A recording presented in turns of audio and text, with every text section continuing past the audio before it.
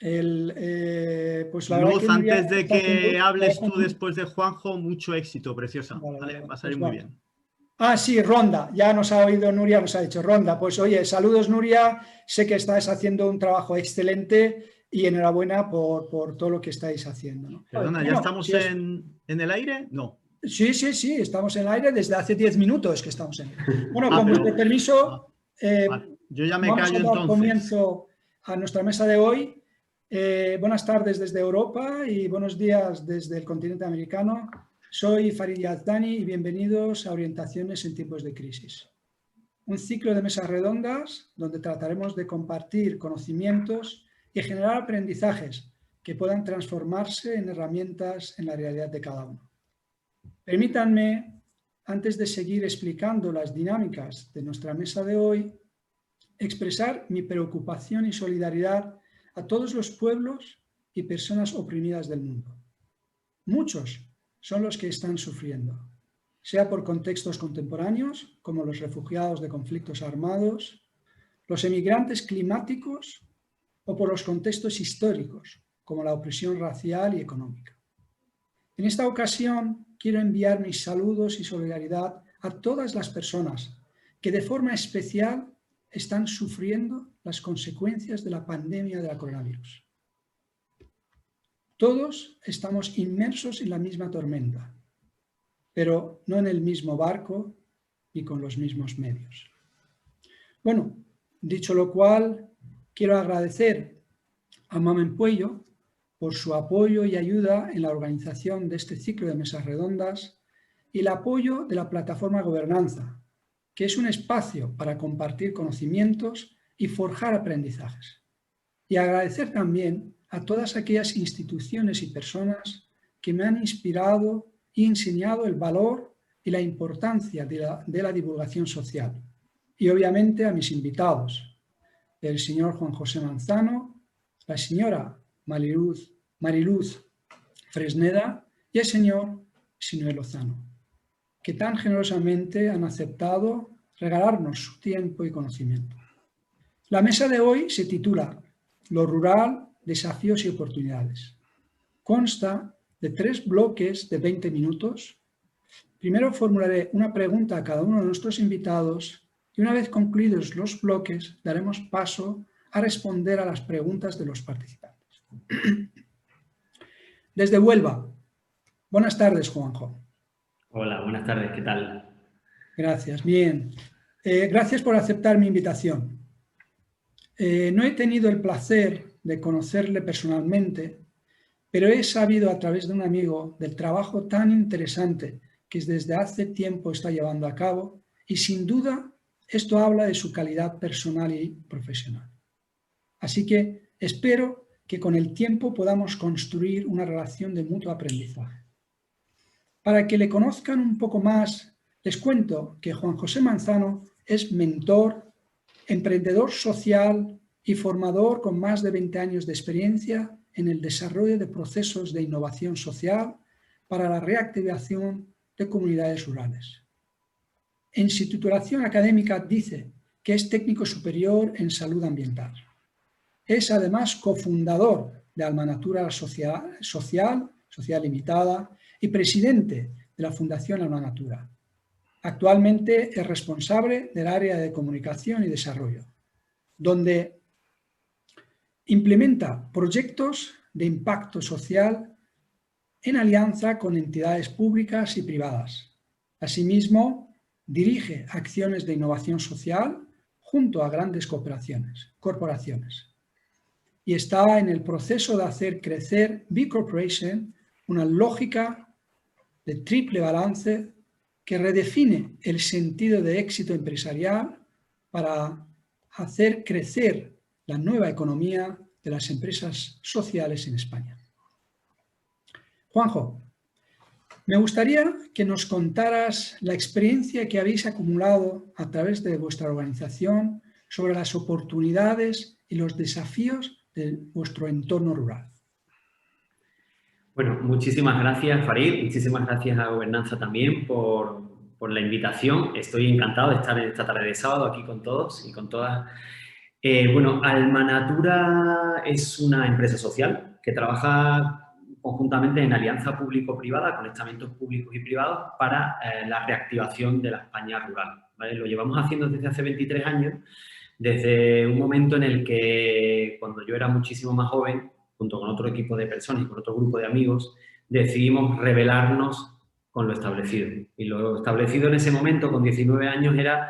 Estábamos terminando la universidad y teníamos que marcharnos a una ciudad a encontrar un empleo.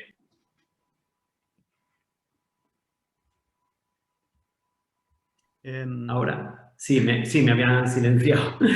Pues lo que decía, simplemente que en ese momento teníamos que rebelarnos no queríamos marcharnos a una ciudad para encontrar un empleo, queríamos quedarnos en nuestro pueblo. Pero mi pueblo en el año 2000, un pueblo pequeño de la Sierra de Huelva, yo creo que ningún padre casi animaba a que su hijo se quedara en su pueblo. Más bien quería que progresara, ¿no? Que se fuera a la ciudad, que se comprara un coche y se viniera solo en verano en fiestas. Pero un poco la oportunidad que se nos brindó fue precisamente el darnos cuenta, desde una forma muy intrínseca, la importancia de quedarnos en nuestro pueblo en ese momento, ¿no? Tuvimos que luchar mucho, ya os podréis imaginar. Desde ese momento, Alma Natura, que fue primero una asociación, pues trabajaba y trabaja en 4 líneas fundamentales que tienen que ver con el empleo, todo lo que tiene que ver con el autoempleo el autoempleo y la mejora activa del empleo, ¿vale? En la búsqueda, con la salud, con la educación y con el uso de la tecnología, ¿vale? Y ahí lo que hacemos son proyectos a nivel nacional para precisamente ese cambio de paradigma, donde haya muchas más personas que no se tengan que marchar del pueblo, como esa primera experiencia nuestra, ¿no? De hace ya tantos años. ¿Qué ocurre en la realidad española? Un poco introductorio, sobre todo para también el resto de colegas de la mesa.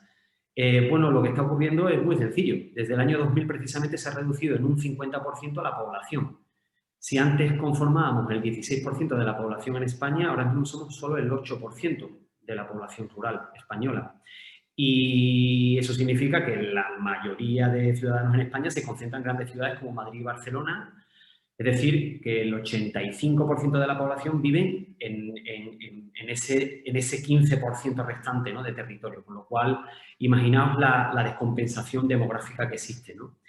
Casi 5.000 pueblos ya tienen menos de 1.000 habitantes, es decir, están amenazados. Y aproximadamente unos 1.300, estamos hablando de pueblos de menos de 10.000 habitantes, tienen menos de 100 habitantes. Por tanto, están en una situación extrema. Cuando hablo de menos de 100 habitantes, estoy hablando de pueblos de 20 habitantes, de 7 habitantes. Precisamente España tiene un récord y es que tenemos menos de 7 habitantes por kilómetro cuadrado en la España más despoblada, ¿no? Lo que le llaman Laponia del Sur. Y estoy hablando de Soria, Cuenca, Zaragoza, toda esa zona, ¿no? Fijaros lo que está pasando. Pero ¿qué perdemos? Porque hay gente que dice, bueno, pero ¿por qué no os marcháis todos ya a la ciudad, no? Entonces, estas primeras reflexiones las quiero llevar porque verdaderamente perdemos algo. Bueno, pues perdemos tradiciones culturales, perdemos oficios tradicionales, perdemos el equilibrio natural porque el medio rural pensar que compensa todo ese CO2 que se genera por parte de industrias y en las grandes urbes, ¿no? Perdemos valores humanos, perdemos calidad de vida, puesto que el 100% de los alimentos se generan en el medio rural, con lo cual, si el medio rural desaparece, pues desaparece nuestra calidad de vida de alguna manera, ¿no? Entonces, respondiendo a la pregunta de Farid concretamente, yo creo que, y por comenzar con los desafíos, yo creo que el medio rural, aparte de que está muy envejecido, ¿no? Está muy masculinizado y, como decía, está en riesgo de despoblación, cuenta primeramente con una brecha digital importantísima. O sea, aunque hay muchas zonas en las que ya llega Internet, que llegue Internet no significa que utilicemos Internet. De hecho, está ocurriendo que hay muchas poblaciones que ya tienen servicios que ayudan al empleo, que tienen viveros de empresas, que tienen un poco de todo, que tienen un Internet de calidad, que tienen fibra, pero siguen perdiendo población. ¿Eso por qué sucede? Bueno, sucede porque, evidentemente, que llegue fibra óptica a nuestro municipio no significa que sepamos utilizar la tecnología a través de esa fibra, ¿no? Con lo cual, la brecha digital, que también existe en las ciudades, por supuesto, ha incrementado de alguna forma esas diferencias del rural urbano, ¿no? hace falta muchísimos programas que tengan que ver con la formación referida a utilización de herramientas digitales, porque no va a servir de nada que el 100% del territorio tenga ya internet de alta velocidad si no sabemos usarlo, ¿no? Otro desafío que a mí me preocupa muchísimo, sobre todo por el contacto que tengo con muchísimas poblaciones, pensar que nosotros al cabo del año estamos con en torno a 200, 300 poblaciones, con los alcaldes de todas esas poblaciones además, es la falta de una formación continua para las administraciones locales. Y de verdad esto me preocupa mucho porque de nada sirve que nosotros lleguemos con un programa si luego nosotros nos retiramos a las 2 semanas, ¿no? O sea, al final, ¿quién se queda allí? Porque el que se queda allí es el alcalde del pueblo, los concejales, las asociaciones locales, los ciudadanos, o sea, las personas que conforman ese pueblo, ¿no? Y es fundamental que exista una formación continua para esas administraciones. O sea, no puede ser que una persona que está gestionando un municipio no sepa qué es la economía circular.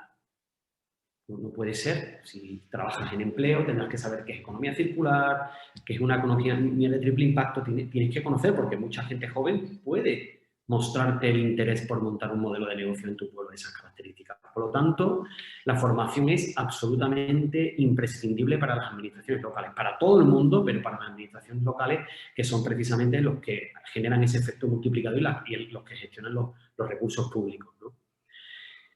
Otro tema y otro desafío para mí es la moda del rural. Ahora mismo estamos en un momento muy efervescente, ¿no? Donde el rural está muy de moda. Estamos ahora mismo en un sábado por la tarde charlando sobre el mundo rural. Ya te puedes imaginar, Farid, que hace 15 años nadie nos llamaba un sábado por la tarde para hablar de esto. Bueno, pues la moda del rural es fantástico porque es como que tenemos una nueva oportunidad y por ese lado, pues por supuesto, lo veo de forma positiva, más siendo yo un ciudadano rural. Pero también provoca como grandes mesías, ¿no? O sea, estamos en un momento de que grandes mesías vienen a solucionar el problema del rural con soluciones urbanas. Y eso a mí me choca mucho porque la que más sabe sobre desarrollo rural y sobre reactivación rural no soy yo, es mi madre, o son mis abuelos, o sea, son la gente que han tenido que recibir bofetadas de un mundo globalizado en el que, bueno, pues por la falta de herramientas, pues evidentemente han tenido que aguantar todas esas bofetadas y a día de hoy su modelo de vida rural y más puramente agrícola y ganadero, pues evidentemente se ha visto mermado, ¿no? Por todas esas bofetadas, ¿no? La falta de competitividad, ¿no? Por todo eso. Entonces, la moda del rural provoca grandes mesías con soluciones urbanas, pero sin tener en cuenta el pensamiento de la gente autóctona. Y esto me parece muy grave porque los que verdaderamente tienen un problema son la gente que vive en el día a día en el pueblo. Es fantástico que nuestros políticos desde Madrid se preocupen y yo creo que es lo que deberían haber hecho hace años, pero hace falta poner mayor conciencia sobre que el que tiene un problema real es el ciudadano rural. El que tiene un problema real con su cuenta bancaria porque el banco ha desaparecido es la persona, el autóctono. El que tiene un problema real con el centro de atención primaria es el autóctono, que tiene ya solo 2 horas o que solo vienen 3 días en semana a pasar consulta a un médico, ¿no? Entonces, cuidado con los mesías que vienen aquí contándonos las películas, porque las películas están bien, pero esta moda puede estar haciendo mucha caja para muchísima gente. Y oye, totalmente legítimo. Yo no digo que no, si vienes con una grandísima solución, pero nos sobran problemas, de verdad. Otro desafío es la importancia de activar la participación rural y hacernos cargo de nuestros propios problemas, que es lo que decía, ¿no? O sea, al final hace falta activar, es genial, que el día de romería todo el mundo vaya y se pegue golpes en el pecho por su virgen y que venga gente del pueblo de al lado, de la ciudad y de todos sitios, ¿no? Pero es muy importante activar la población local desde un punto de vista de la sensibilización acerca de que el pueblo siga vivo, ¿no? De alguna forma, ¿no? Y a veces la población rural solo se mueve para determinadas cosas, ¿no? De hecho, por algo estamos en esta situación. Nuestro municipio hace... El otro día, precisamente aquí, tengo un periódico del año 1986. Esto es el periódico local del pueblo de hace más de 35 años. Se llama El Manantial, en el que habla del abandono de los pueblos de los molinos de nuestro municipio. Nuestro pueblo se llama Arroyo Molinos de León y, como su nombre indica, pues tenemos muchos molinos de agua harineros. Concretamente tenemos 35 restos de molinos de agua. Hace 35 años Los que hacían este periódico, que era el colegio local, hablaba que estaban absolutamente abandonados. Imaginaros ahora, ¿no? O sea, estamos donde estamos porque la participación de la ciudadanía rural, que es clave y absolutamente fundamental, no se ha movido lo suficiente. Con lo cual, estos desafíos yo creo que es un tirón de oreja para todas las partes, ¿no? Otro desafío, falta de relevo generacional. Si nuestros padres están animando a los chicos a que se marchen, pues, y no hay relevo generacional, y la gente mayor cumple su ciclo, aquí, claro, es la semana en la que no muere alguna persona, pues ya os podéis imaginar, si no hay relevo generacional, no hay futuro. Por lo tanto, de nada sirve que traigamos internet, que traigamos un montón de cosas si evidentemente no existe ese relevo, ¿no? Séptimo, falta de un ecosistema emprendedor auspiciado por lo público y lo privado. No existen modelos de emprendimiento con un nivel de intervención realmente fuerte, donde haya inversión de impacto, donde se ponga el foco en los problemas sociales del entorno y que se den soluciones con modelos de emprendimiento social. Bueno, existen oficinas públicas que hacen todo lo que pueden y más, pero falta una mayor sensibilización para que muchas más personas se despierte ese interés por emprender y de esa manera mejorar la economía local, ¿no?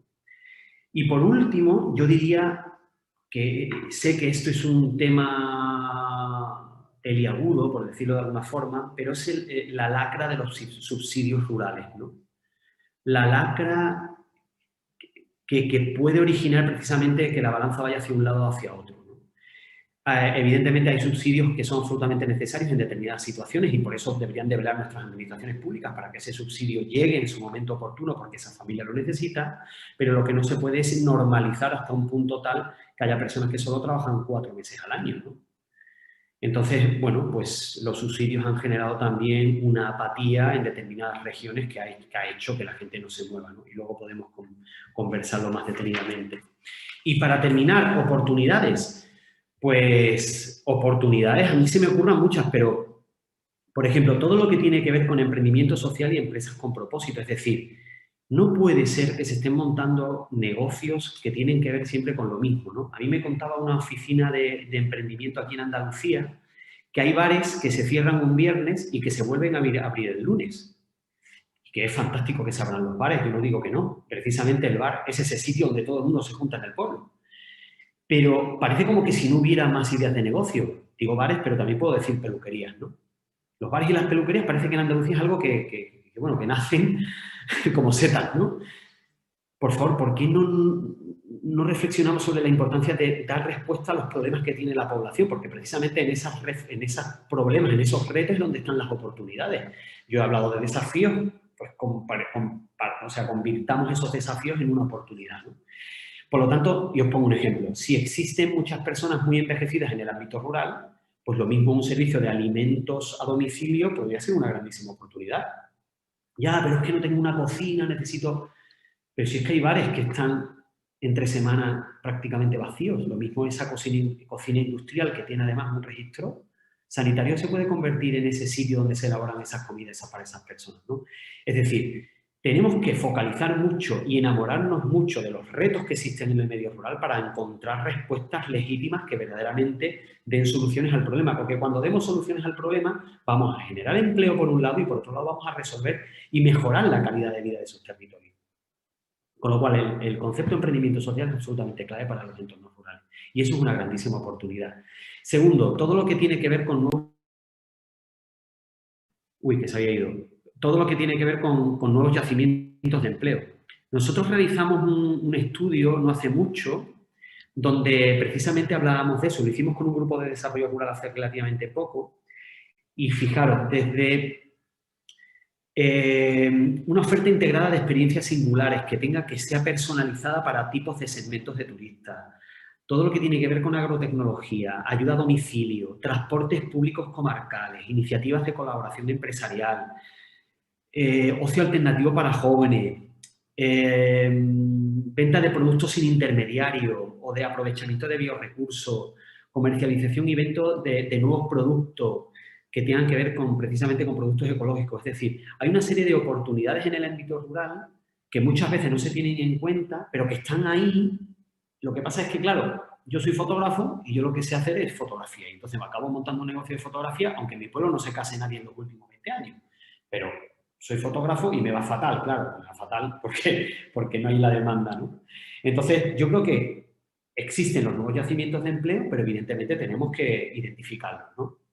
Tercera oportunidad, y estamos en un momento que verdaderamente es una grandísima oportunidad. Hoy precisamente he escuchado una conferencia de que en Silicon Valley todo ha cambiado en los últimos meses. ¿Por qué? Pues porque la deslocalización y la ley del teletrabajo está permitiendo que muchísima gente se vaya a sus pueblos. Vivir en un apartamento en San Francisco, en Silicon Valley, con una habitación te cuesta alrededor de $3.000, con una habitación, ya imaginaos si es tener hijos, si ahora tú puedes salir de tu puesto de trabajo, no digo Silicon Valley, digo Madrid o digo Barcelona, si puedes salir de tu ciudad, bueno, pues se abre una grandísima oportunidad para el mundo rural, ¿no? Y porque además yo creo que el COVID, una de las cosas que ha generado es justamente mostrarnos las vergüenzas de la ciudad.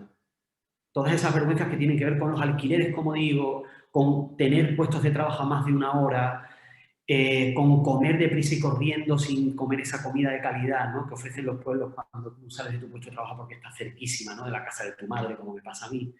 Es decir, es que el COVID está mostrando muchas de esas vergüenzas. Yo creo que la gente se ha dado cuenta, ¿no? Nosotros tenemos un proyecto que se llama Hola Pueblo y que precisamente ha subido exponencialmente el número de gente que se quiere ir y emprender al mundo rural, ¿no? Fijaros que en los últimos 6 meses se han presentado más de 400 personas de todo el mundo para presentar un proyecto. ¿Eso por qué pasa? Pues precisamente porque las vergüenzas de la ciudad están ahí.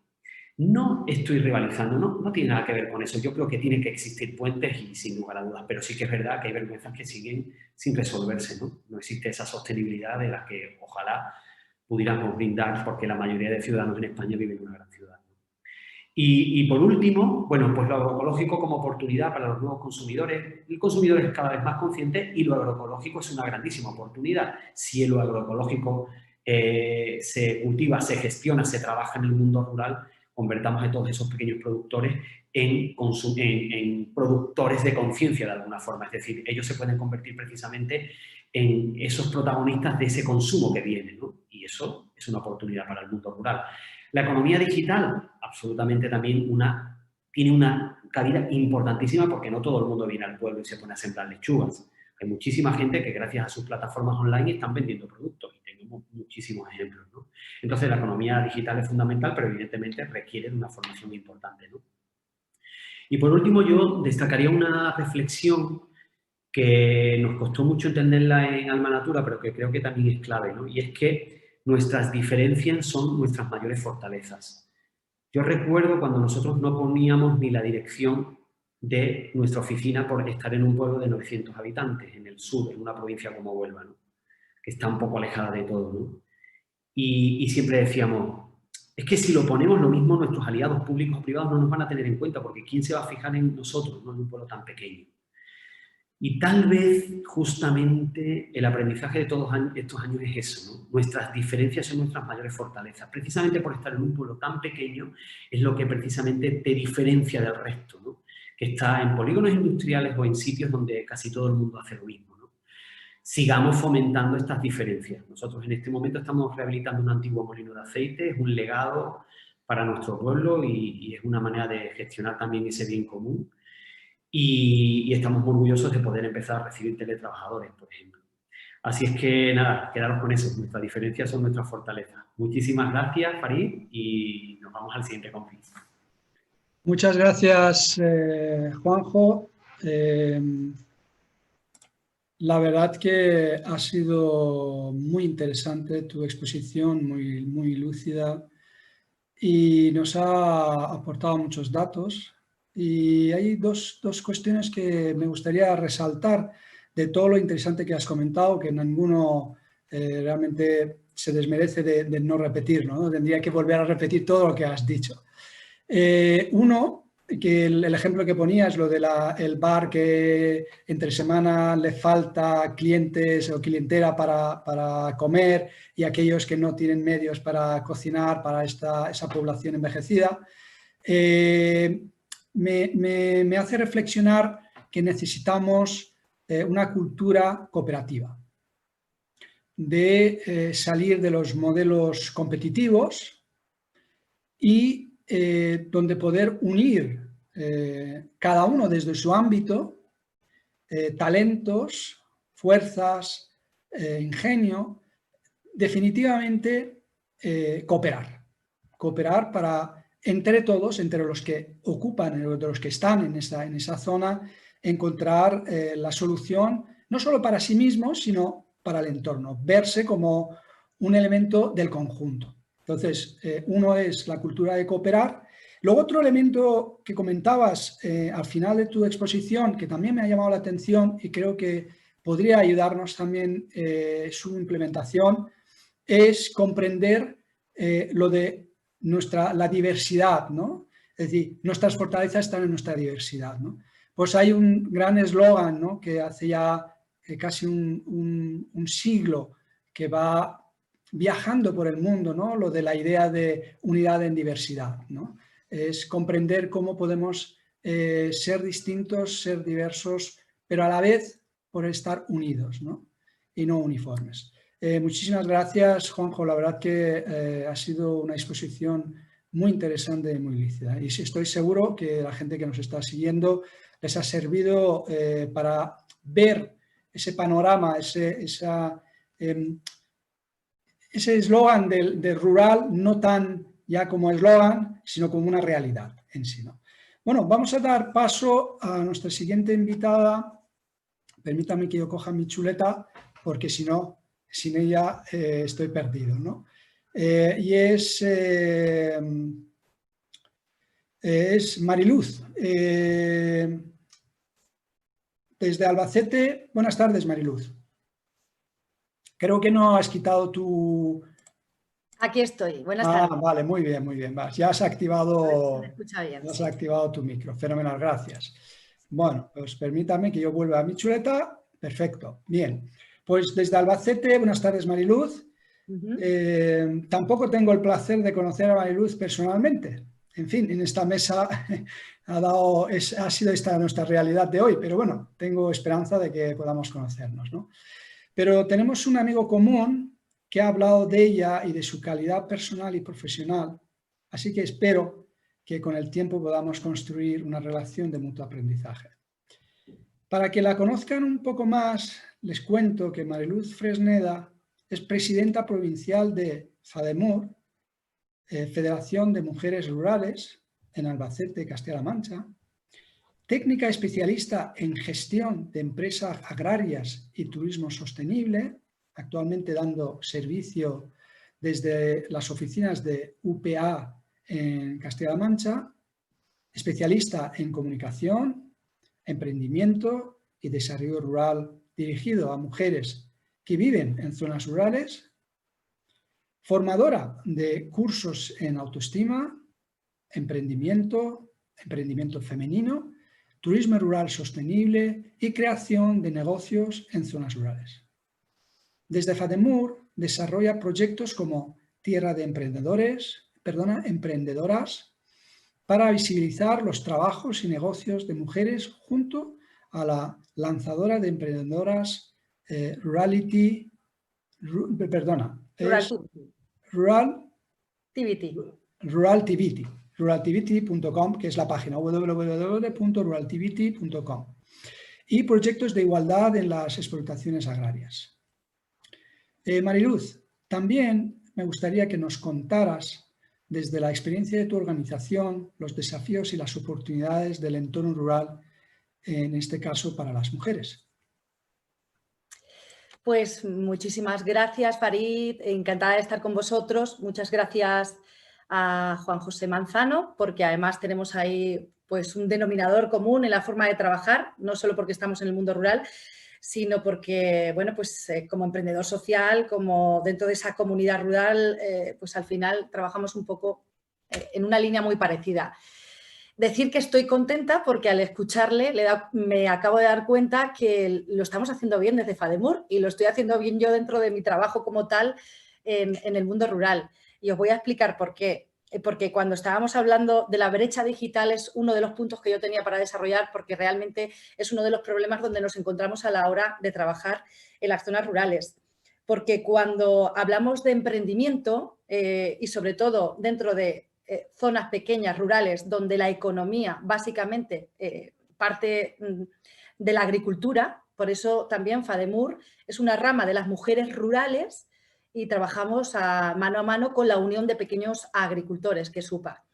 Entonces, la Federación de las Mujeres Rurales surgió dentro de UPA porque cada vez teníamos más demanda en el mundo rural de esas mujeres que estaban invisibles trabajando en el campo con los hombres, que han estado presentes. Todos tenemos una abuela que ha trabajado de sol a sol y que ha sacado adelante la familia y que ha trabajado con su marido, que ha sido la economía y el motor de ese desarrollo rural y que prácticamente en su época, pues como el entorno es muy masculinizado, como bien decía también Juanjo, que ahí comparto esa opinión porque además lo trabajamos mucho, pues pasaba eso, ¿no? Que la mujer se quedaba como en un segundo plano y al final no cotizaba y no tenía derechos. Hoy tengo que decir que estoy contenta porque casualmente se cumple un año de la aprobación en Castilla-La Mancha del estatuto, del primer estatuto de las mujeres rurales. Para mí es un orgullo porque no solamente es un trabajo que hicimos muchísimo hincapié desde nuestra Federación de Mujeres Rurales, sino que se la pasamos al gobierno, en este caso de Castilla-La Mancha, y tenemos la gran suerte de que les pareció muy interesante y necesario que por ley las mujeres tengan esos derechos dentro de las zonas rurales y que al final, bueno, pues puedan desarrollarse, porque la mujer no deja de ser el motor de la economía de las zonas rurales. Y aunque estamos hablando de las zonas rurales como tal, de esos desafíos y problemas que tenemos a la hora de desarrollarnos, yo lo paso todo por la mujer, porque al final es la que si se queda dentro de, y no digo que los hombres sean menos importantes, es un pack, pero sí que yo me centro mucho en ella porque, como decía, al inicio Farid decía una de mis facetas, que es en los cursos de emprendimiento donde doy autoestima y empoderamiento. Y hasta yo misma he hecho, claro, autoestima. Si es que las mujeres rurales necesitan autoestima, porque llevan muchos años trabajando pues, en trabajos pues eso, no remunerados y con una carga de cuidadoras y relegadas en un segundo plano, pues en ese mundo, como decimos, masculinizado, donde hay mucha historia detrás que tengo que trabajar con ellas antes de empezar a poner la primera piedra de emprender. O sea, imaginaos el problema en las zonas rurales. Si una mujer se queda y trabaja y pone un negocio, negocios que, por cierto, tengo que decir también, al igual que Juanjo decía, que yo los enfoco todos los que tenemos directamente desde FADEMUR en la plataforma de emprendimiento que se llama Ruraltivity, y ahora explico un poco cómo trabajamos con ella, son de economía circular. Son proyectos donde lo que estamos fomentando son los canales cortos de comercialización de nuestras emprendedoras, que lo mismo tienen miel, que han hecho sus productos como, por ejemplo, productos de cosmética que van derivados de la miel y que no solo eso, sino que además dentro de la agroalimentaria pues hacen jabones naturales, se reinventan. O sea, yo no acabo de terminar de aprender de ellas. Dentro de la línea de trabajos de emprendimiento es donde más trabajamos, porque de verdad es una de las piezas fundamentales que vemos dentro del desarrollo rural, no solo que la mujer se quede en su pueblo, sino además que se quede contenta con un trabajo que se desarrolle profesionalmente y que quiera estar ahí, porque si quiere estar ahí al final tendrá hijos. Si tiene hijos, el colegio no se cierra y si no se cierra el colegio, pues obviamente también estarán los demás servicios que vienen a colación. Entonces fijamos población a través de la mujer. La mujer y agua, que es otro de los problemas que también tenemos en las zonas rurales, que muchas veces, bueno, pues entre que hay pueblos que no tienen buenos suministros, entre la brecha digital, entre esa poca imaginación a la hora de reinventarse las zonas rurales porque no tienen idea a la hora de inventar, porque no se salen de las 4 cosas que ellos más o menos manejan, y cuando llego en los cursos de emprendimiento, que no hago otra cosa que ponerles encima de la mesa un montón de ideas que pueden desarrollar, se echan las manos a la cabeza. Porque me dicen, pero ¿cómo dices? ¿Qué dices? Eso aquí imposible. Porque las mentes están muy cerradas y no se les abre la posibilidad de decir, no, pero es que aquí en el pueblo vamos a mirar desde otro prisma, vamos a salirnos desde el enfoque que tenemos desde que nacimos y vamos a darle una vuelta de tuerca. Nuestro paradigma y nuestra realidad ha cambiado. Los pueblos no son lo que eran. Seguimos con pueblos, además tenía yo datos, ¿no?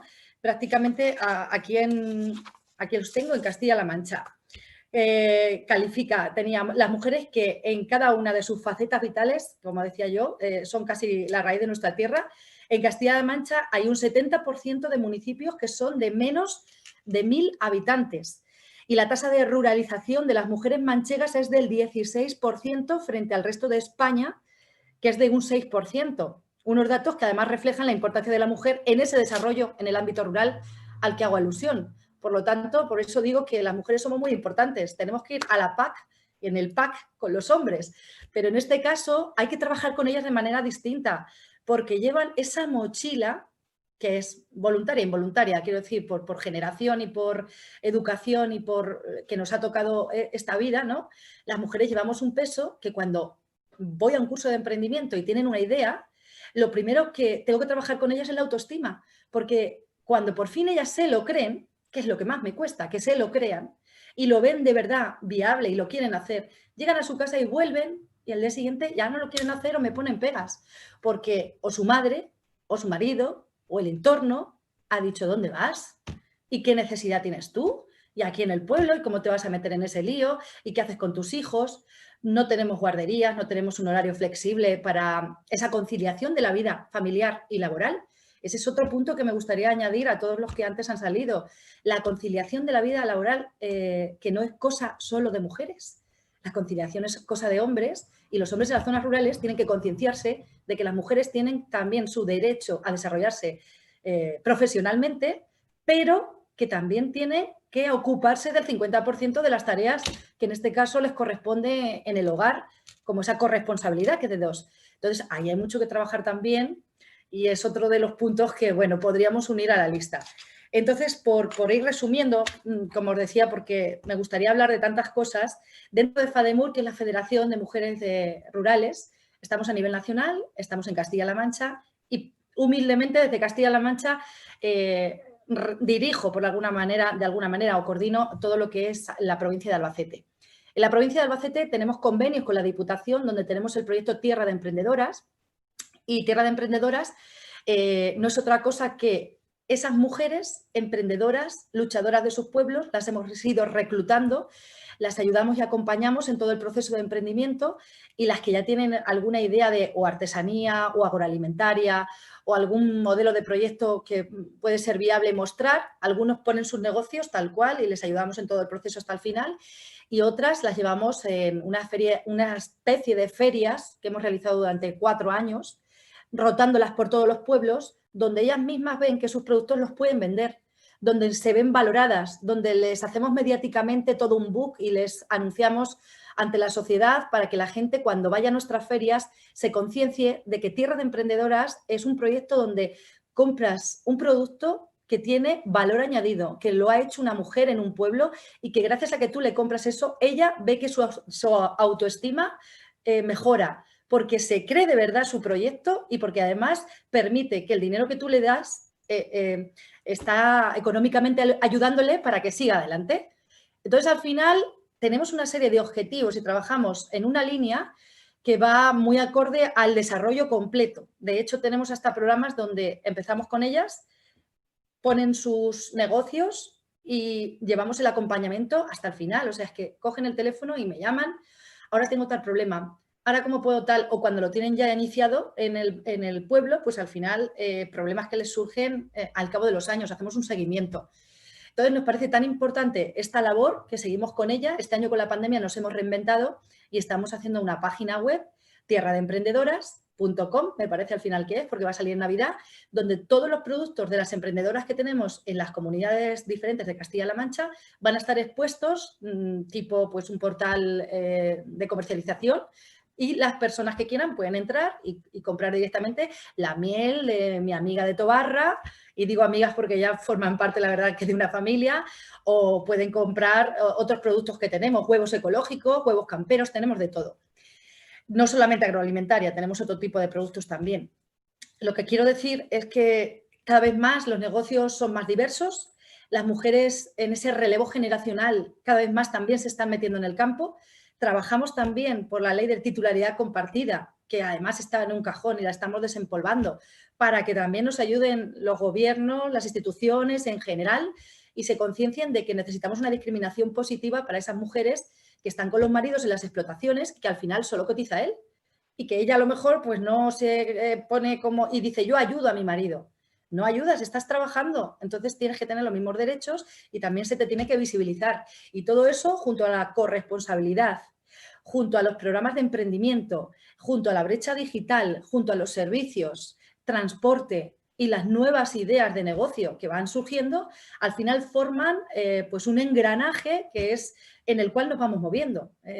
Prácticamente lo hacemos a través de diversos programas, pero sobre todo lo mejor y más orgullosa que estoy de FADEMUR es que, por una parte, sí que a nivel burocrático, institucional y gubernamental hacemos de enlace.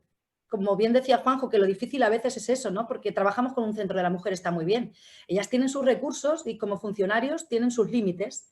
Entonces, trabajamos de una manera que yo personalmente en la provincia de Albacete, que es donde más controlo, tengo un feedback con toda esa gente y esa red me permite saber cómo dentro de un programa me llama una mujer de un pueblo pequeño del centro de la mujer y me deriva una mujer que yo le puedo ayudar a terminar de hacer el emprendimiento.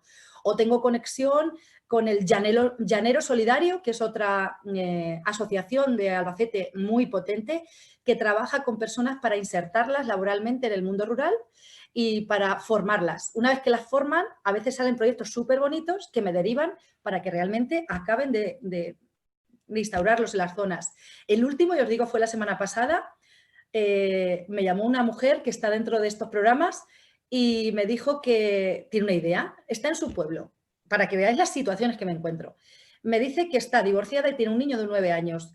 No puede poner un negocio porque, claro, económicamente de momento ella no sabe por dónde tiene que tirar, pero dice que quiere quedarse en su pueblo pequeño, que no tiene más de 2.000 habitantes o no llega, que quiere salir adelante con su hijo y que quiere trabajar. Y cuando va al ayuntamiento solo le ofrecen barrer con los planes de empleo.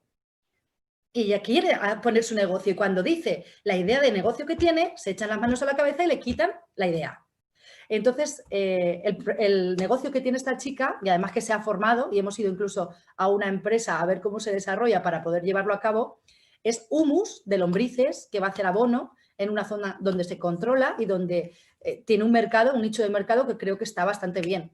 Además, ella viene de familia de ganaderos, vio lo que necesita y la inversión no es mucha y lo controla. Y la ilusión de la cara de esa mujer, la formación que tiene y la idea que tiene con el humus de lombriz, es impresionante. Entonces, al final, vino y textualmente me dijo: gracias porque el día que te llamé estaba llorando hundida, ya no sabía dónde ir, había ido a no sé cuántas puertas y solo escucharte me ha hecho replanteármelo y llevarlo hacia adelante. O sea, la conciencia social del desarrollo en el mundo rural, al final es lo que decíamos, todo esto que ha dicho Juan José, más lo que aporto a nivel ya humano, lo que se necesita, porque en el mundo rural ya sabéis que estamos muy aislados, hay mucho localismo, hay mucha presión social. Hoy, ¿cómo voy a emprender yo? Me conoce todo el mundo, ¿y si me sale mal? ¿Y qué voy a poner yo? ¿Y cómo me voy a salir de lo que es normalizado, ¿no?, en el pueblo? Entonces, al final, entre eso, la brecha digital de la gente más innovadora o el relevo generacional de los que quieren poner otro tipo de negocios que no lo hacen porque a veces no hay recursos, porque no llega bien Internet, porque no hay infraestructuras. Bueno, pues como vemos es que ya son muchas piezas que deberíamos de coordinar, entonces los desafíos y los problemas los tenemos clarísimos. Hacia dónde ir y cómo darle la vuelta de tuerca, yo siempre soy muy positiva. El turismo rural, el turismo sostenible, hay muchas zonas que cuando vamos allí en curso y digo, bueno, ¿y por qué no os planteáis aquí un modelo de negocio de turismo para atraer y ya le dais un valor añadido a los productos que tenéis? Intentáis atraer este tipo de recursos. Ay, no, pues es que, ¿y aquí qué hay? ¿Y qué va a ver la gente aquí? Claro, los ojos con los que yo miro desde fuera no son los mismos con los que ellos miran estando en su mismo pueblo, porque ven que allí no hay nada. Y como decía también mi compañero, han crecido con el mensaje de su padre agricultor o el abuelo que les decía: tú estudia, sé un hombre de provecho y vete por ahí a la ciudad, que lo hemos mamado muchas veces, o sea, toda la vida. Entonces, si naces con eso en la cabeza, lo que hay que cambiar también es la educación a nivel de los niños pequeños. Mira, este es tu pueblo, tenemos tantos recursos, tú puedes estudiar y formarte en las mejores universidades, pero luego puedes venir aquí y poner una empresa multinacional o una empresa a través de Internet o una empresa a nivel local donde seas feliz y vivas de ella. Y tú puedes ser una persona que dirija tu negocio o ver qué posibilidades tienes también de atraer algo a tu zona rural, siempre abanderándola. Entonces, por ahí, por el tema de educación, también creo que tenemos ahí mucho que trabajar a nivel de los más pequeños, que ya estamos también intentando hacer ese cambio de conciencia en ese nivel. Y deciros pues simplemente que dentro de todos los programas que tenemos, por cerrar un poco y tampoco extenderme, ni tampoco darle tampoco más vueltas al asunto, voy a elaborar o a dictar 11 medidas de las que hemos trabajado mucho y estamos trabajando también, que van un poco en el hilo del desarrollo rural, ¿no? Nosotros propusimos desde FADEMUR trabajar por un pacto de Estado por el medio rural. Las deficiencias en servicios y derechos, como decíamos, que existen en España, en esta España vacía, provocan una sobrecarga de trabajo que además las mujeres que viven ahí lo viven más intensamente. Para revertir esta situación, las mujeres rurales pedimos ese pacto de Estado, sobre todo para garantizar pues, un transporte digno, la igualdad de los derechos fundamentales, salud, educación, trabajo, en definitiva, todo lo que estábamos diciendo. Otra sería sacar del cajón esa titularidad compartida, que ya estamos en ello, para también poner a la mujer en su lugar y si quiere dedicarse en el mundo rural a dirigir la explotación agraria con su marido, no a ayudar, ¿entendéis? Ahí está la diferencia. Y que pueda también ella vivir de ello, o si es relevo generacional, mujeres que cada vez son más jóvenes. Este año en Castilla-La Mancha, de todas las incorporaciones agrarias que ha habido en el campo, 1 de cada 3 incorporaciones han sido una mujer. Es decir, estamos ya en un porcentaje que por lo menos cada vez más hay un relevo generacional y además es mujer. Y además las mujeres que se inician en la actividad agraria vienen formadas, vienen con carreras o vienen ya que han mamado la explotación agraria de sus padres y le quieren dar una vuelta de tuerca. Pero se les hace muy difícil a los agricultores, una mujer, decirles no, pero ¿y por qué no te planteas esto? O yo pienso aquello, aunque vengan con carrera. O sea, al final es como que es un mundo más cerrado y masculino, como decíamos al principio, y es difícil. Había otra mujer que me decía, yo sé podar estupendamente, con cursos de formación, igual lo mejor que un hombre, pero un hombre va a un puesto donde le dicen, venga, te ofrezco un negocio, te ofrezco una temporada de poda, por ejemplo, y no pasa nada. Ahí lo tienes. A ellas les hacen una prueba. A ellas les hacen una prueba antes de podar. Entonces, esas cosas que parecen desapercibidas, me parecen una tontería, pero al final son muchas pequeñas cosas con las que se está luchando en este caso en las zonas rurales. La protección y concienciación y defensa contra la violencia de género en el medio rural. Yo sé que estamos hablando de desarrollo rural, pero es que esto es otra pata que no hay que mirar de lado. La violencia en el mundo rural, al final, la violencia de género existe. Y en un mundo, como decíamos, donde es muy pequeñito y todo el mundo nos conocemos, a veces es aún más difícil salir de que todo el mundo nos conocemos en un pueblo. En un pueblo nos conocemos todo el mundo, o no. Porque puede que se esté ocultando y visibilizando una cosa que luego por detrás es otra. Entonces ahí también estamos trabajando mucho en ese tema.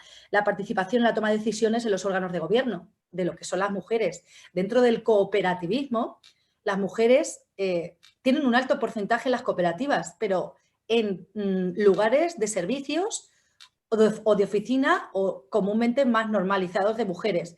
Cuando llegamos a los altos cargos en las cooperativas, nos damos cuenta que no hay mujeres en los órganos de decisión. De hecho, el Estatuto de las Mujeres Rurales, una cosa que han impuesto por ley es que mínimo haya un 40% de mujeres en los órganos directivos de las cooperativas para que puedan pedir subvenciones y ayudas. Y ya lo han hecho. O sea, me da mucha alegría porque este año, dentro de cooperativas agroalimentarias que coordinan todo en Castilla-La Mancha, han entrado ya y han impuesto ese 40-60. Entonces, por lo tanto, aunque solo sea de momento un poco forzado, ya hay un 40% de mujeres que tienen que estar en esas juntas directivas. Entonces, al final, es para ir en plan equipo, todos en la misma dirección, haciendo que el desarrollo rural sea real. Los derechos y la propiedad real sobre las tierras y sus recursos, igual. De esto solo voy a decir un dato que salió el otro día cuando hicimos el Día de la Mujer Rural y que decían, en el mundo rural, las mujeres, estoy hablando en el mundo, no en España, en el mundo, las mujeres poseen el 15% de las tierras. Sin embargo, proporcionan el 50% de la mano de obra. Pues ahí ya, diciendo el dato, os podéis imaginar el desfase que hay entre lo que poseemos y dónde estamos, ¿no? la perspectiva de género en la política agraria común. Estamos ahora escuchando muchísimo a todo el mundo hablando de la PAC, de la política agraria común, tan importante, tanto en lo ecológico, en ese nuevo mundo, en lo verde, está muy bien, pero es que no había ni una letra donde incluyesen a las mujeres en la PAC.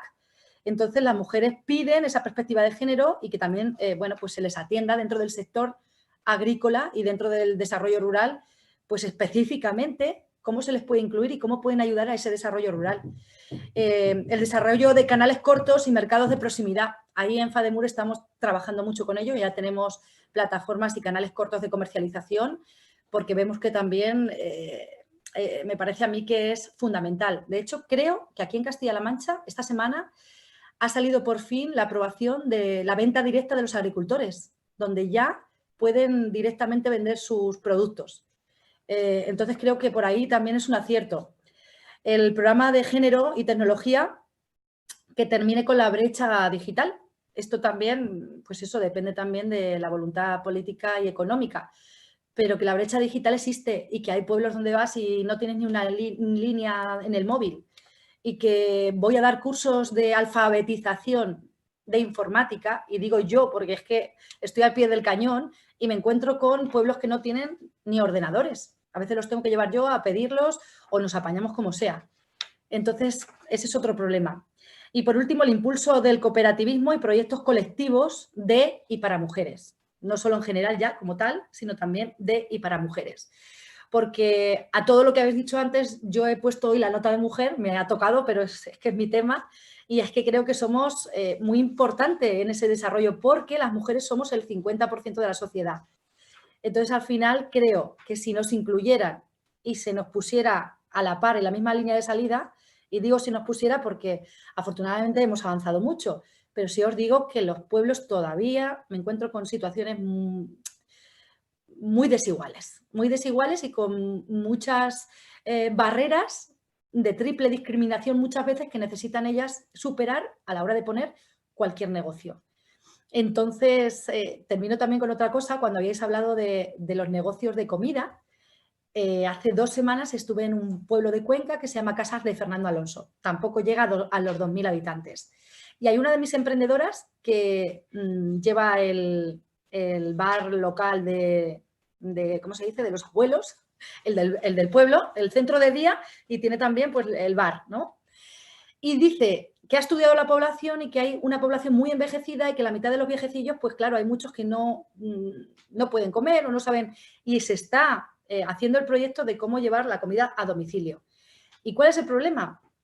Pues no que ella no lo quiera hacer ni se quiera reinventar, sino que burocráticamente tanto los impuestos como todo lo que le piden, sanidad, etcétera, etcétera, o sea, es inviable. Porque otra cosa, y termino con esto, que quiero añadir, es que reinventarse o emprender en el mundo rural es tan difícil porque no puedes igualar los impuestos de una ciudad, que abres un negocio y pasan X personas y sí o sí las ventas serán mucho mayores, que en un pueblo abres y el impuesto de un negocio en el pueblo es el mismo que en una ciudad y a veces no lo pueden soportar. O sea, es que muchas de ellas no emprenden porque dicen, es que ¿cómo voy a pagar esto? Estoy mirando que no hay ni 1.000 habitantes en este pueblo, ¿cómo pago yo todos los impuestos que me están exigiendo para tener X local abierto o X requisitos? Eso creo que es otra medida que habría que mirar con mucha lupa y adaptar un poco las necesidades concretas de la gente que quiere emprender en un pueblo y ajustar pues todos los impuestos y toda la burocracia a esa necesidad real. Porque no se puede medir con la misma vara pues lo que es trabajar o emprender en una ciudad a el pueblo. Y luego el equilibrio que tiene que haber entre la ciudad y el pueblo, que yo espero que cada vez más se vaya difuminando y realmente no tengamos esa dicotomía, por así decirlo, pueblo-ciudad, ciudad-pueblo. O sea, que la idea sería que realmente hubiera una fusión donde pudiésemos vivir igual de bien en el pueblo que en la ciudad o viceversa.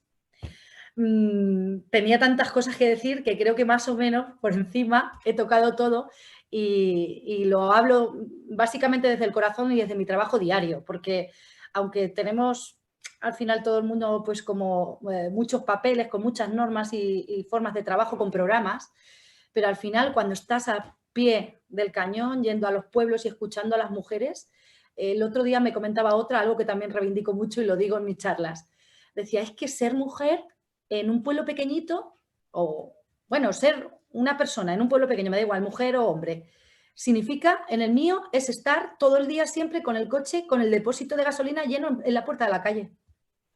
¿Qué me quería decir con eso? Pues que no hay gasolina en ese pueblo y que a medianoche al niño se le pone malo o pasa lo que sea y el centro de salud lo tiene a 40 kilómetros o a 50 con suerte y necesita tener un coche con el depósito lleno de gasolina en la puerta. O sea, fíjate hasta qué simple es muchas veces cómo te resumen la problemática que tienen en las zonas rurales, que a lo mejor eso no se nos pasa a la cabeza en una ciudad. Así que, bueno, pues nada más, encantada de poder haber aportado desde mi punto de vista un poco el trabajo que hacemos diario desde FADEMUR y a nivel personal desde Albacete y espero que entre todos sumemos para buscar soluciones, ¿no? Gracias, Mariluz, gracias. La verdad que ha sido una exposición lúcida, excelente, con muchos, no solo datos, sino muchos elementos vivenciados, ¿no? Es decir, esa experiencia compartida. Muy interesante, la verdad que sí, esa contextualización de las realidades es muy importante, ¿no? Que no puede ser un elemento generalizado y que a unos les puede favorecer más y a otros les puede castigar, ¿no? Entonces necesitamos normas, leyes contextualizados, ¿no? No podemos vivir tan aislado en uniformidad, ¿no? Necesitamos otros modelos, ¿no? Quiero agradecerte sincera y profundamente toda vuestra labor, porque aunque vivimos en el occidente, aunque vivimos en esa era del conocimiento y ese que llamamos siglo XXI, ¿no? Todavía tenemos una gran brecha de género, ¿no? No tenemos esa igualdad que lo necesitamos. Ya no es una cuestión semántica, ya no es una cuestión de algunos frikis o algunos iluminados que desean progresar o tienen un discurso progresista, ¿no? Ya es una necesidad, ¿no? Ya es una necesidad que todos lo percibimos, de mayor o menor medida todos lo necesitamos, ¿no? Que nuestras compañeras estén allí como mínimo con la igualdad de fuerza, con la igualdad del conocimiento, con la igualdad de capacidades, de poder empujar el carro, porque no nos queda más. Entonces, aquellas organizaciones, aquellas personas que de alguna manera están facilitando ese encuentro y están facilitando el que esa brecha tan generacional entre hombres y las mujeres que traemos como proceso evolutivo, no por maldad. Yo muchas veces oigo, ¿no? Es decir, yo creo que hay que contextualizar de que nuestras sociedades humanas, no solamente en un sitio o en el otro, son sociedades en vía de proceso. Somos así y no lo podemos cambiar. Hemos ido evolucionando, ¿no? Esa es parte de nuestra evolución, de comprender que en el fondo de la cuestión hay personas, no hay hombres y mujeres, pero en ese camino estamos. Entonces, sinceramente, gracias y mil veces gracias por todo lo que estáis haciendo para que esa realidad cada día sea más tangible y más presente, ¿no? Como estamos ya limitados del tiempo, vamos a seguir con nuestra mesa y permítanme que presente a nuestro siguiente invitado desde Madrid. Buenas tardes, Sinué. No sé si tienes el micrófono abierto. Sinué. ¿Ahora me oís? Ahora sí, ahora sí. Perfecto, ahora sí que te oímos. Gracias por aceptar mi invitación. Sinué y yo nos conocemos desde que éramos jovencitos y mucho hemos recorrido, a veces juntos y otras veces a distancia, ¿no? Le tengo mucho aprecio, no solamente por ser amigos, sino por su valía, como persona y como profesional que sigue trabajando tenazmente a pesar de todos los desafíos vividos. Sinué Lozano es ingeniero agrónomo, especializado en economía por la Universidad Politécnica de Madrid, emprendedor y cofundador de empresas y ONGs en campos como las renovables, medio ambiente, promoción de la economía local y el bienestar comunitario. Su principal vocación desde muy joven ha sido la exploración de nuevos modelos socioeconómicos más justos, circulares y prósperos, donde lo rural juega un papel principal. Su trayectoria profesional de casi 3 décadas ha sido premiada y reconocida en sectores como la sostenibilidad, innovación tecnológica y emprendimiento, e incluye también un largo periodo como formador y consultor internacional para gobiernos, empresas y comunidades, visitando más de 30 países y viviendo y viajando por zonas rurales y urbanas de África durante más de 10 años. Es autor de la colección Poemas de las Virtudes, una contribución personal a la educación en valores a través de 72 poemas para niños. Actualmente está enfocado en el lanzamiento de un ecosistema cuyo fin es acelerar y sistematizar la generación de emprendimiento y autoempleos sostenibles y rentables con gran impacto en la triple balanza económica, ecológica y social. Sinué, me gustaría que nos abrieras una ventana hacia el futuro y nos hablaras, según tu experiencia, sobre los posibles escenarios que podemos vislumbrar en el entorno rural. Farid, lo primero, muchísimas gracias por tu iniciativa y por tus palabras bonitas. Es verdad, nos conocemos desde que éramos muy jovencitos. Yo no me afeitaba cuando te conocí y ahora tengo barba, como veis, y canas. Y bueno, pues como hay muy poco tiempo, voy a entrar al tema en cuestión.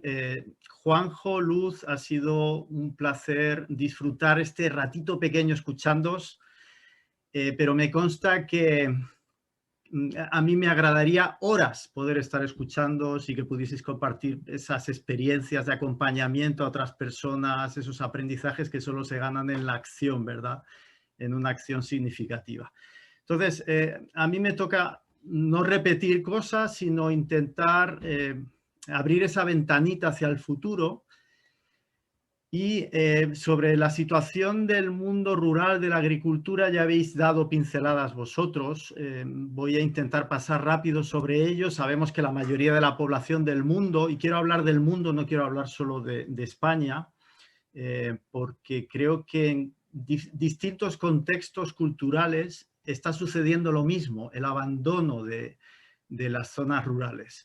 En el mundo todavía sigue habiendo pues, casi la mitad de la población viviendo en zonas rurales, pero por primera vez desde 2007 hay más población urbana en el planeta. Y esto es un tema único en la historia de la humanidad.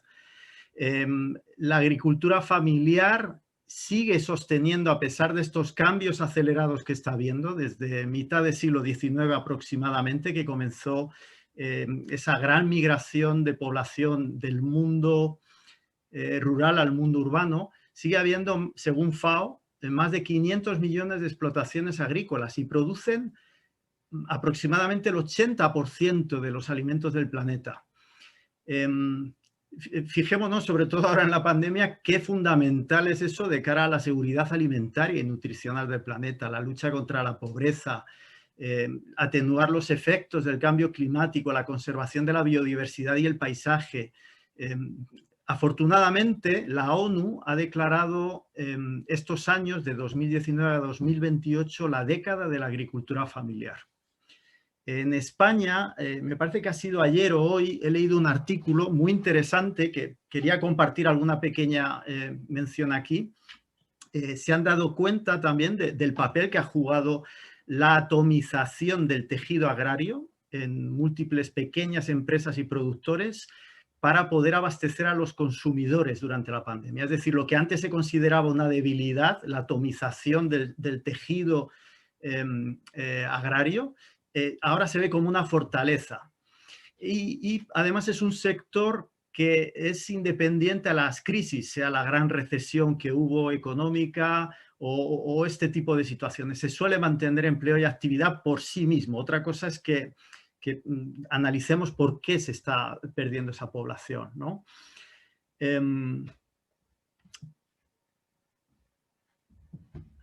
¿Es mala la migración? Porque estamos viviendo desde mitad del siglo XIX la que es considerada la tercera gran migración del planeta. La primera fue la de nuestros antepasados que salieron de África y fue muy positiva. La expansión de la raza humana, bueno, no fue positiva para el resto de especies, pero sí fue positiva para el avance, para el desarrollo de la humanidad. Ese movimiento, esa migración geográfica. Hubo una segunda gran migración de la humanidad cuando precisamente se empezó a cultivar, cuando la humanidad aprendió a cultivar. La primera está relacionada con el lenguaje, con el uso del lenguaje, parece ser. Esta segunda con los asentamientos temporales o permanentes de población.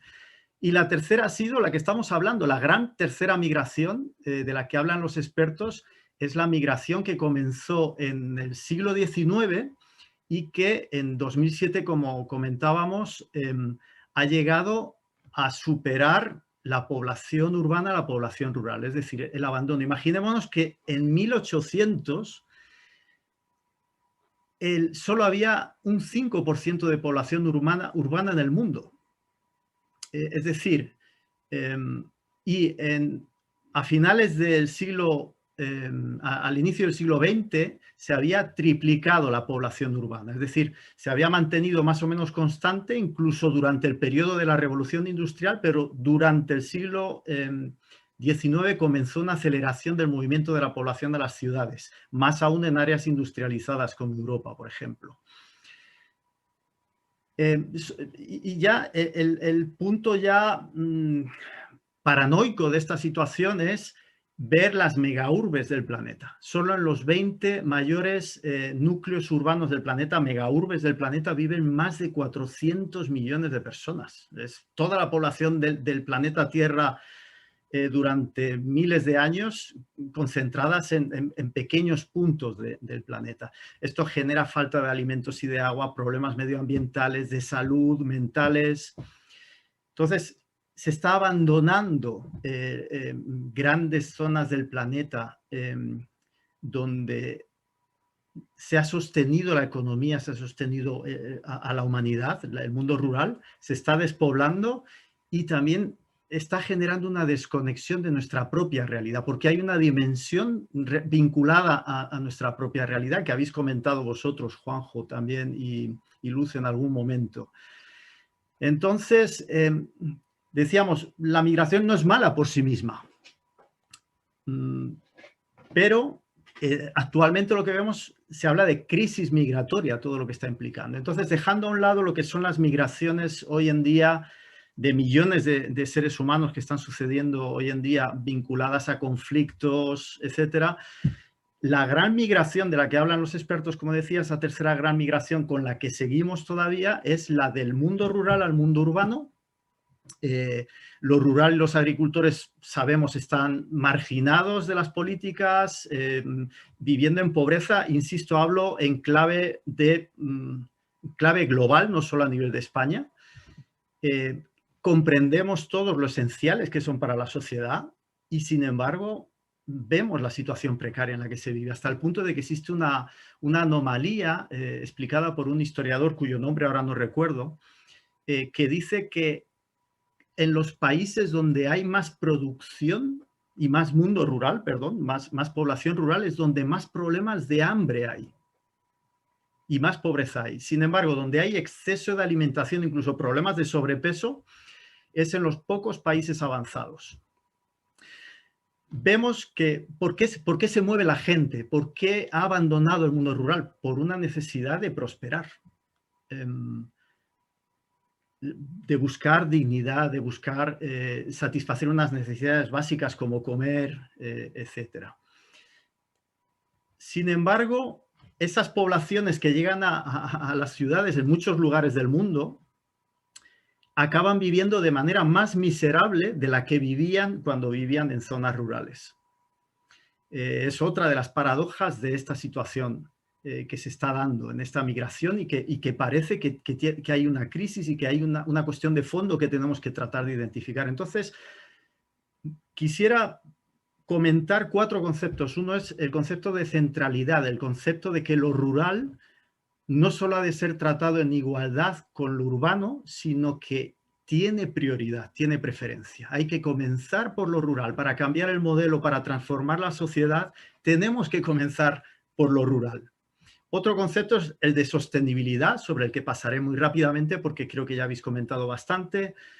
Y luego 2 conceptos más de prosperidad, pero prosperidad y desarrollo, que más que una cuestión política, económica, yo la veo vinculada a una cuestión moral, es una cuestión moral, y el concepto de capacidad, que creo que es muy importante en este tema, porque puede permitir multiplicar y sistematizar las experiencias que se están ganando en el mundo. Realmente es alucinante, es impresionante la aceleración de procesos que se han dado en el mundo, como luego comentaré. Entonces, yendo al primer concepto de centralidad, primero lo rural. Lo rural, la agricultura tiene un impacto en la supervivencia de las personas y el medio ambiente, es la base de la economía, la agricultura. No sé cómo vamos a comer y generar prosperidad dándole likes de Facebook o con dólares o con euros. No nos van a dar de comer cuando no haya agricultura. Pero además tiene una dimensión, como decía, que nos conecta con nuestro entorno, con nuestra realidad. Cuando conversas con agricultores, con personas que han vivido incluso desde la infancia, arraigados al campo, conectados con la naturaleza, te transmiten la humildad que sienten hacia la tierra, hacia las plantas. Es una conversación muy especial cuando puedes hablar con un agricultor o con una persona que está vinculada, incluso aunque no sea profesionalmente. Hay personas que se han dedicado durante su vida al campo y ya de mayores están jubilados, cobrando su pensión, pero siguen vinculados al campo. Es una de las razones por las que me gusta, por ejemplo, que Juanjo Manzano y sus compañeros le pusiesen de nombre a su proyecto Alma Natura, porque creo que el campo es el hogar del alma, como dijo Bahá'u'lláh en una ocasión, y la ciudad es el hogar del cuerpo. Y creo que este tema del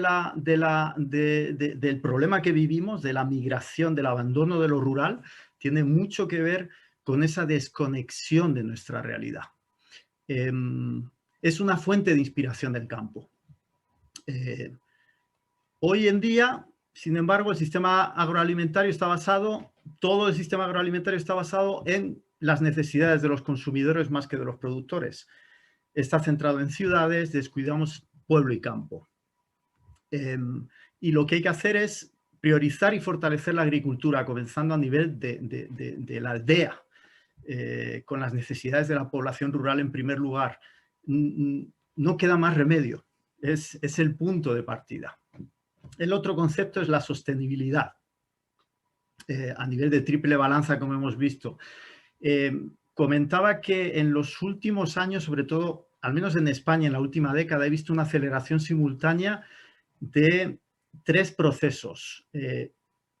Uno de ellos es la transición a un nuevo modelo económico y productivo con muchos adjetivos, pero que podemos usar el adjetivo circular. Y no voy a abordar más porque creo que todos ya sabemos la importancia que tiene y lo que está sucediendo. Otro de los procesos, especialmente en un país como España, caracterizado, sobre todo cuando hablas con gente que no es de aquí, que no ha nacido aquí y que viene y nos ve desde fuera, en España especialmente ha faltado ese espíritu emprendedor. Y en los últimos años, posiblemente provocado por las crisis, ese espíritu emprendedor ha aflorado y está coincidiendo con el otro proceso. Y creo que es muy importante. Y el tercer proceso es el retorno que también parece que está empezando a acelerarse por el tema de las crisis, en este caso por la pandemia actual que vivimos, que es el retorno hacia una nueva ruralidad, un cambio de flujo migratorio hacia una nueva ruralidad. Entonces, sobre sostenibilidad voy a pasar en principio, pero sí creo que es muy importante ver es que estos tres procesos están unidos, van unidos y la suma de los tres va a tener un efecto muy importante en poder acelerar, sistematizar, multiplicar este proceso positivo. Perdonad, no me he traído vaso de agua, se me ha olvidado, así que ahora tendré que sufrir de garganta seca. En cuanto al concepto de prosperidad,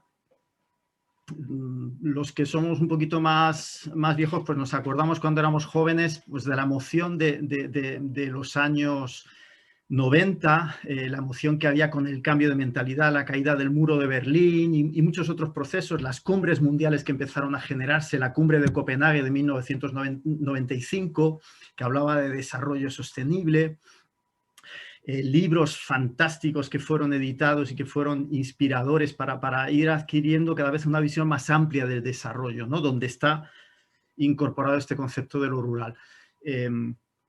Pero a mí, y ahí se han ido generando cuestiones, ¿no? de la prosperidad.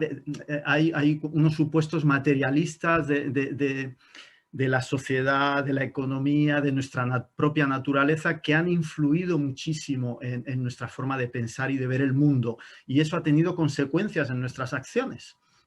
Entonces, un documento que leí hace 2 años, muy interesante, de aproximadamente unas 100 páginas, fue un documento en el que participaba, entre otras instituciones que trabajan en red, en plataforma y en conexión, la Universidad Politécnica de Madrid y su Centro de Innovación y Tecnología y Desarrollo Humano.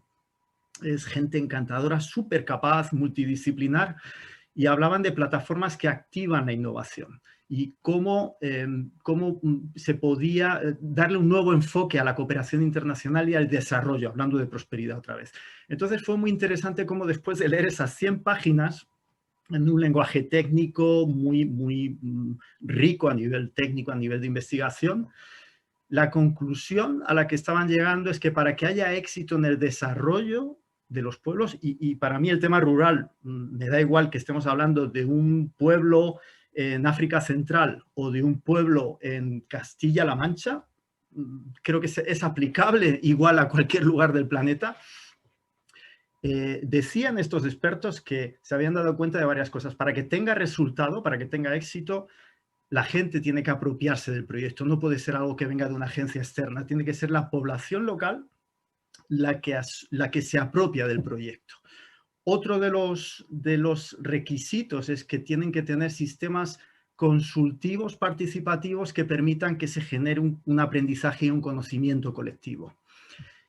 Y lo más importante de todo que resaltaban, y me llamó la atención porque hablamos de expertos, de ingenieros, de sociólogos, de científicos, y hablaban de valores. Hablaban de valores.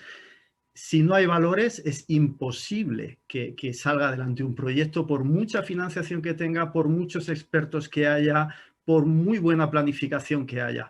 Esto me ha hecho pensar mucho y me ha hecho ver que el tema de la prosperidad en el fondo no es una cuestión económica o política, es una cuestión moral. Y tenemos que hacernos preguntas, tenemos que ver cuál es el marco para educar a la sociedad. Porque desde luego lo más importante es educar a las nuevas generaciones desde pequeñitos en esos valores que les permiten convertirse en agentes transformadores de la sociedad. Sobre todo en una época en la que nacen, que es una época de gran cambio, de cambio acelerado, rápido, hacia un nuevo sistema que todavía no está definido. Entonces, preguntas como ¿cuál es la naturaleza de la transformación que está viviendo la sociedad actualmente? Conceptos que nos ayuden a comprender la época actual. ¿Qué fuerzas operan en la sociedad en esta etapa crucial de la evolución de la humanidad? ¿Qué propósito tiene la vida de cualquier ser humano? Son cuestiones que si no las enfrentamos, todo lo que hagamos después está deslavazado, no tiene visión, no va hacia un buen término. Lo que ha imperado hasta ahora, como decías, son supuestos materialistas, y nos tendríamos que plantear que hay otro tipo de visión de la naturaleza del ser humano y de la sociedad. Una visión que vea al ser humano como noble por naturaleza, y que tiene un doble propósito, no solo desarrollarse materialmente, sino también desarrollar su parte moral o su parte espiritual y que tiene que prevalecer esa parte moral o espiritual sobre la material para que pueda evolucionar. Sobre todo en una sociedad compleja como la que tenemos, la fuerza no es del más fuerte, sino la fuerza es del más inteligente y del que es capaz de aportar al conjunto. La humanidad está sometida a dos tipos de procesos de fuerzas de integración, de fuerzas de desintegración, y tenemos que aprender a leer esas fuerzas, esos procesos, a desarrollar esa capacidad de entenderlos. Por ejemplo, en la parte moral, hay ese dilema de la ética, de la moral. Da miedo hablar de espiritualidad, da miedo hablar de religión, pero es una cuestión que tiene que llegar un momento en el que tenemos que dejar a un lado los dogmatismos, los fanatismos, la falta de los sectarismos, la falta de receptividad a lo nuevo no es algo propio de lo espiritual o de la religión, es algo propio del ser humano cuando decide no aplicar valores como la investigación de la realidad, la veracidad, la justicia. Y esto le puede pasar a un científico dogmático como le puede pasar a alguien que aplique principios religiosos de manera dogmática. Tiene que ver no con la religión o con la espiritualidad, tiene que ver con el ansia de poder o con dejar que sea el poder lo que gobierne nuestras vidas y las vidas de la sociedad. Por eso es tan fundamental el tema de los valores. Para los tres actores, tanto para individuos, nosotros como personas individuales, para las comunidades, esas unidades básicas de civilización, de sociedad, y también para los estados, los gobiernos, las instituciones que creamos las personas. Y tiene que influir esas decisiones, esos valores, esa educación moral en las decisiones responsables que tomamos. Entonces, respondiendo a esas cuestiones fundamentales, la época actual, ¿qué es? Es una época de globalización, grandes cambios. ¿En qué fase colectiva estamos hoy? En la infancia, en la adolescencia, en la madurez colectiva. Es evidente que rápidamente nos damos cuenta que estamos viviendo un tiempo de cambio. Eso quiere decir estamos en la adolescencia. Es un cambio acelerado en medio del caos, una búsqueda de identidad en medio de la confusión, búsqueda de propósito en medio de incertidumbres, ansias de libertad en medio de opresión. Buscamos la luz en mitad de la oscuridad que nos rodea en estos momentos. Es como si un pez lo sacas del océano y se revuelve violentamente. No es que la humanidad sea violenta por sí misma, sino que ha sacado al pez de su estado natural, que es el estado de paz, de prosperidad, de progreso, etc. Podríamos decir que esta etapa de adolescencia colectiva que está viviendo la humanidad es como una especie, somos como una generación de penumbra, en una época de transición entre la oscuridad de una etapa que se ha quedado pequeña. Es como el parto, sales del vientre de la madre, donde todo es oscuridad, has sido feliz durante mucho tiempo ahí dentro, pero ahora sales a una nueva situación, a un nuevo paradigma de posibilidades y lo primero que haces es llorar. Es un proceso crítico de cambio. La crisis es un preludio de crecimiento y la adolescencia, según dicen los psicólogos, si tenéis hijos de 14, 15, 16, 17 años, me vais a entender perfectamente, dicen que es un periodo de egoísmo, porque estás avanzando, igual que en la infancia también, a una forma de amar, de relacionarte con los demás cada vez menos egoísta y más generosa. Por tanto, hemos vivido en la historia de la humanidad ese periodo de infancia, de adolescencia, de luchas de poder, de relaciones basadas en luchas de poder, y estamos pasando progresivamente a un proceso en el que el servicio es desinteresado. La adolescencia colectiva de la humanidad que hemos vivido y esta crisis actual que estamos viviendo de migración de la que hablaba al principio, tuvo un paréntesis también en el que las migraciones fueron por no solo a zonas urbanas, sino que fueron también a colonizar nuevos territorios. Es decir, no es la primera vez que nos enfrentamos a la necesidad de repoblar o de retornar al mundo rural. Ha habido desde el siglo XVI al XIX varias de estas migraciones, vamos a decir, fronterizas o de colonos a nuevos territorios. Toda esta adolescencia de la que hablamos ha sido una adolescencia del Renacimiento, el racionalismo, la Ilustración, el pienso luego existo, como hablábamos. Hemos visto revoluciones industriales y tecnológicas, revoluciones socialistas y religiosas. Sobre todo el siglo XIX fue un siglo de cambio radical en la humanidad, mediados del siglo XIX. A mí hay un año que me resulta muy interesante, que es 1844, porque se envía el primer mensaje telegráfico de la historia en mayo del 44, perdón, que lo mandó Morse y mandó un mensaje que era una cita bíblica que venía a decir, en inglés es what had God wrote, yo no lo sé pronunciar bien, pero venía a decir lo que Dios ha ordenado. ¿Qué ha ordenado Dios? ¿Qué ha pasado? Es curioso que en 1844 se afirma que Dios ha muerto. En los manuscritos de 1844, toda la filosofía materialista que empieza a expandirse por el mundo y por Europa, fruto de las injusticias que había, evidentemente. La población se despertaba y se rebelaba, como los adolescentes que se rebelan contra la autoridad existente. Entonces, por un lado, Dios había muerto, por otro lado, Dios había vuelto, porque empezaban los movimientos religiosos en Oriente, en Occidente, distintas iglesias cristianas, distintos movimientos musulmanes, todos esperaban un nuevo renacer espiritual en esas fechas. Entonces es como el caos que vivían los adolescentes. Dios ha muerto, pero Dios ha vuelto. Insisto, dogmatismo, sectarismo, materialismo, nacionalismo, carrera de armamentos, no tiene que ver con la verdadera nobleza y naturaleza del ser humano, tiene que ver con la falta de la educación adecuada que le ayude a recordar qué es el ser humano. Si hemos basado toda nuestra vida en supuestos materialistas es muy difícil. Entonces hubo progromos también en Europa, hubo persecuciones y una de estas migraciones fue por ejemplo, la de los judíos que empezaron a volver a partir de esa fecha, que se firmó el edicto de tolerancia por parte del sultán del Imperio Otomano en 1844 y permitía que volviesen otra vez los judíos que habían estado durante 1000 años o 2000 años fuera de su territorio. Se crearon kibbutz, y empezaron a cultivar el terreno y acabó generándose el Estado de Israel, por ejemplo. Allí uno de los inspiradores de los kibbutz fue Tolstoy, que era una persona también que hablaba de valores, de religión, de espiritualidad.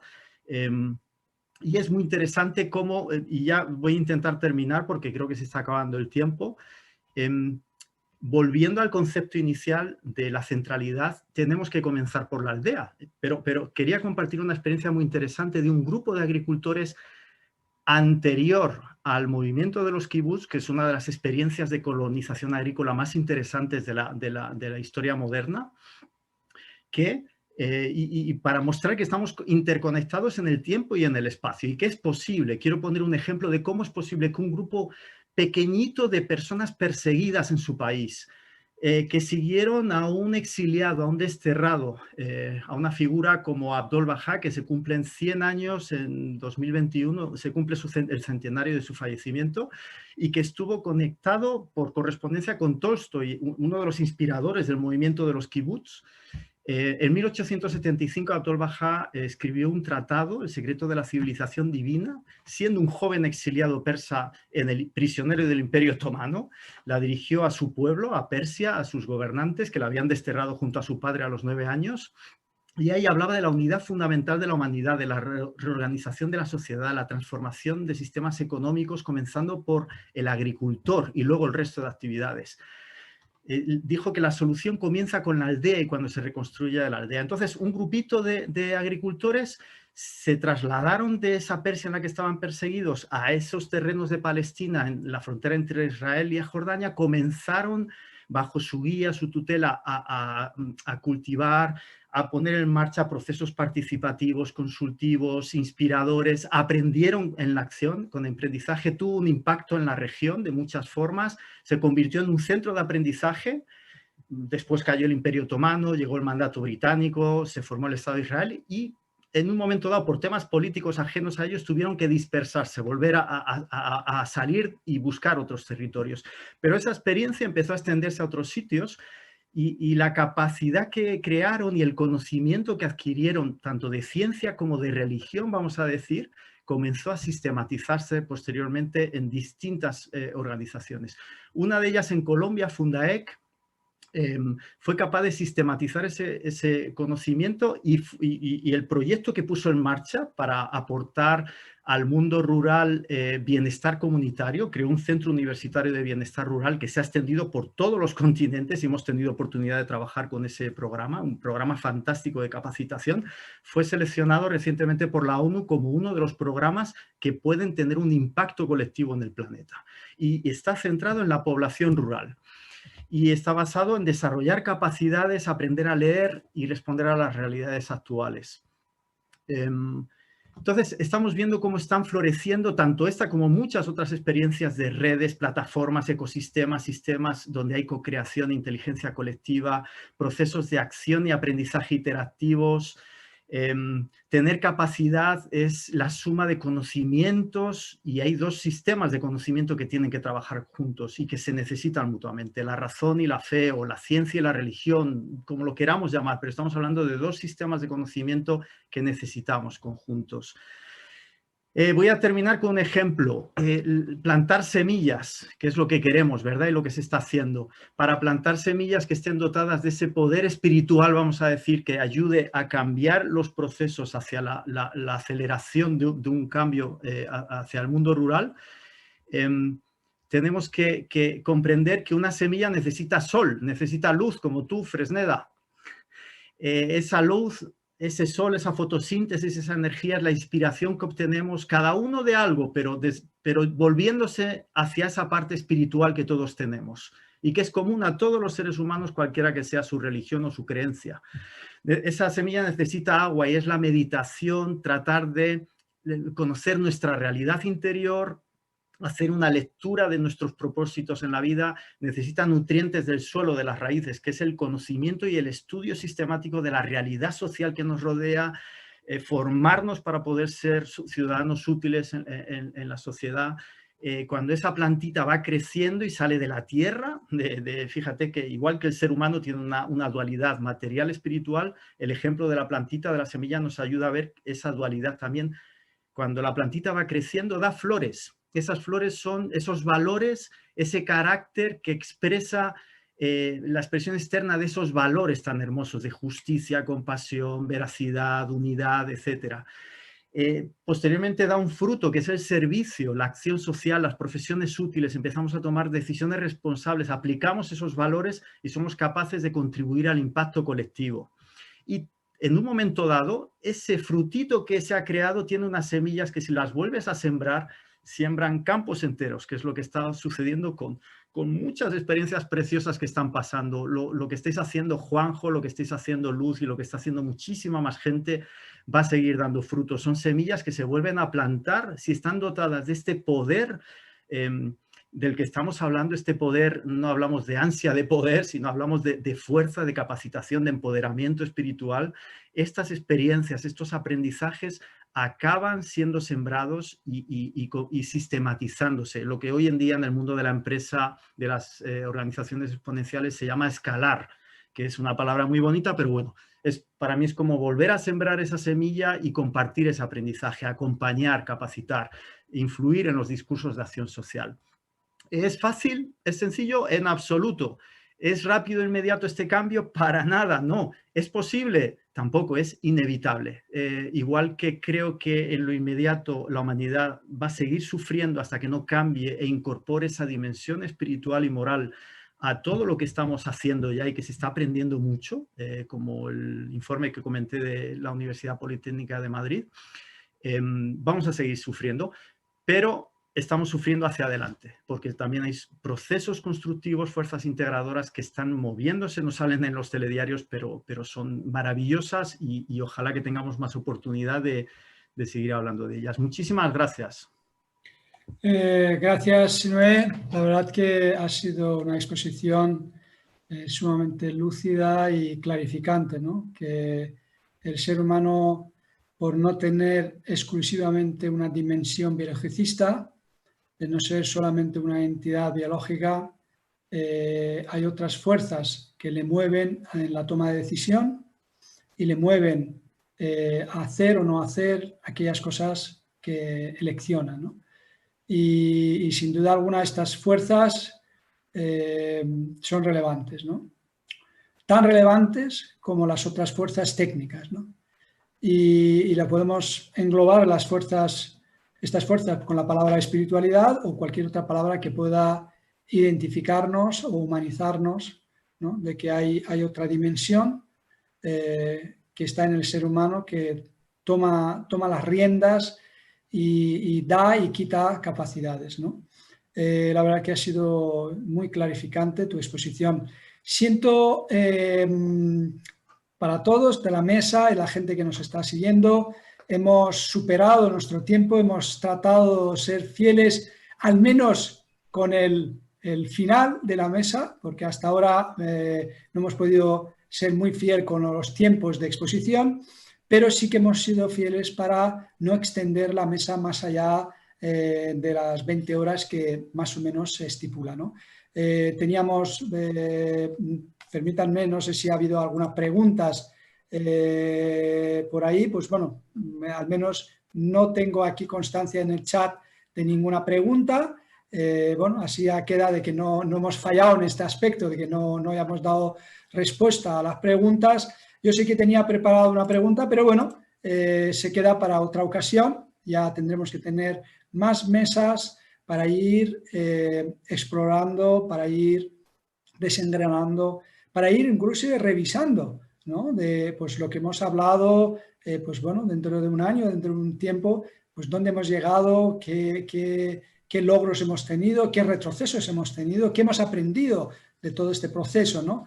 Y aprender a que todos estos movimientos son movimientos procesales, ¿no? Son movimientos, valga la redundancia, son movimientos, son hacia adelante, ¿no? Escribía anoche, bien tarde, una nota para un grupo de compañeros de estudio de que somos seres dinámicos, los humanos, ¿no?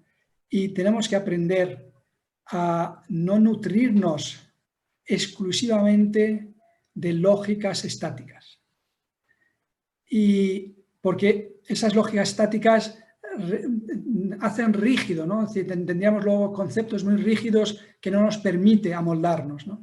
Entonces, como seres dinámicos, tenemos que tener esa capacidad de adaptación, esa capacidad de ver todo en proceso, ¿no? Mil gracias a todos.